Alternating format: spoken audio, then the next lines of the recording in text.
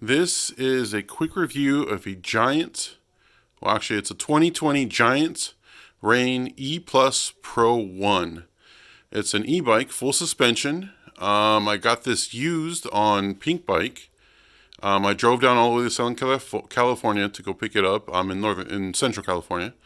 So I went down there. It was a really good deal. Couldn't pass up. Everything's supposed to be good on it, but then later on I found out why it was really a good deal. What's it called? Also, this is also a mini review of the A7 L2 drivetrain. It's a 10-speed drivetrain. But this comes with really good components. Has a Fox 36 fork in the front, 160 or 170 millimeters of travel. I believe it's 170.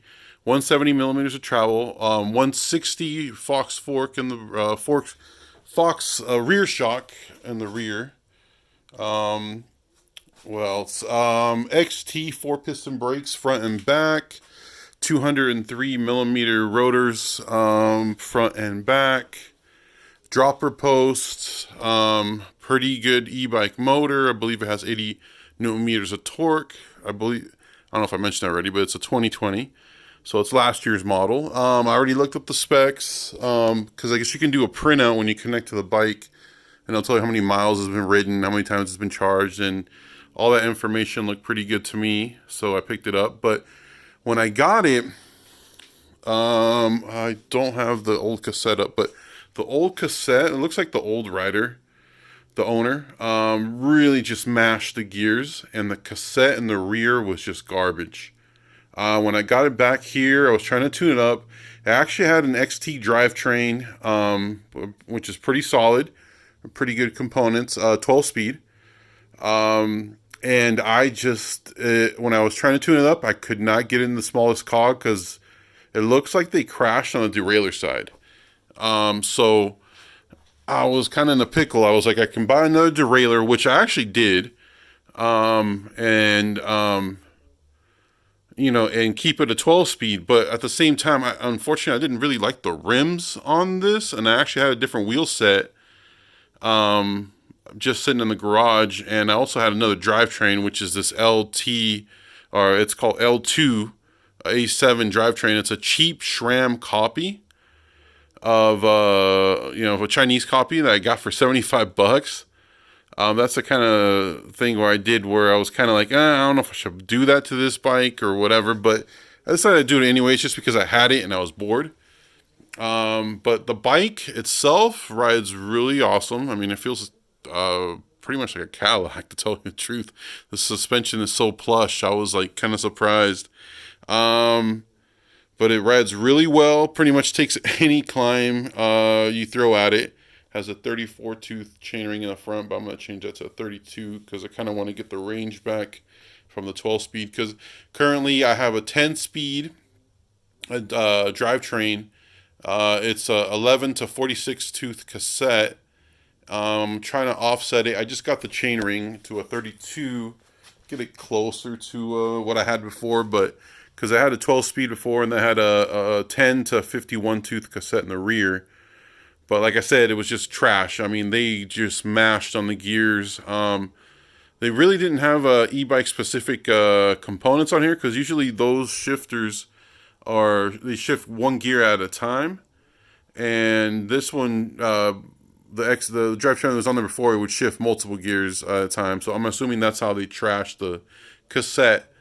But anyways, it was an easy fix. Once I put the new derailleur on there, the new drivetrain shifter, that thing worked like a charm. Only thing I did is I did do one ride with the original chain that came with the drivetrain. Oh, the drivetrain for $75 came with a cassette, derailleur, chain, and shifter, and a chainring if you wanted. But that chainring doesn't fit on this bike. But I got that anyways. But for $75, I mean, you can't go wrong, because the cassette I bought, the replacement cassette I bought for this alone costed $75 just for the cassette alone. It's a Dior 12 speed, but I'm going to put that on another bike, but that's for another video. And it comes with the dropper post, but this drivetrain, solid. I mean, I've been on 2 rides, no issues. I like actually the fact that it is a 10-speed. I really don't need a 12-speed drivetrain for this bike, especially for the power. But yeah, it's pretty awesome and shifts really good. I only got 2 hands, so I can't shift it, but I'll do a little demo. But it rides awesome. I would definitely recommend this L2 A7 10-speed drivetrain. It fits on HG hubs. They also had an 11 version, which I had on a different bike. And I would definitely recommend that as well, because I had that on an MBOP, a Ragley hardtail, and that thing worked flawless. So if you're looking for a really good deal, I would look into the A7 L2. It's on eBay. That's the only place I found it. I'm pretty sure you'll find it somewhere else, but that's the only place I've seen it. It's a really good value, especially if you're going to go budget. Like I said, it was only $75 for the whole thing. And it's a SRAM copy. What else? But yeah, also, like I said, it originally came with 2.6 tires front and back. I put 2.8s, and that's just fine. One of the reasons I noticed that I might have an issue with the older drivetrain, that when I had the chain on the climbing gear, the chain line was literally about a millimeter away from the tire, so I knew there was an issue. Basically, the derailleur was bent. I thought it might be the hanger, but it's definitely not the hanger, because this new drivetrain works just fine. But yeah, I just wanted to do a quick review on this bike, because you don't see too many reviews on this bike. If not, most of them are from overseas. So yeah, it's a really good bike if you can find it. If you can find it used, that's awesome. I believe these retail at $6,000. This is the middle version of it. There's a version that's $5,500, and then there's also a version that's like $8,000 that comes with like everything, all high end. But this version is pretty awesome. It rides great, climbs great.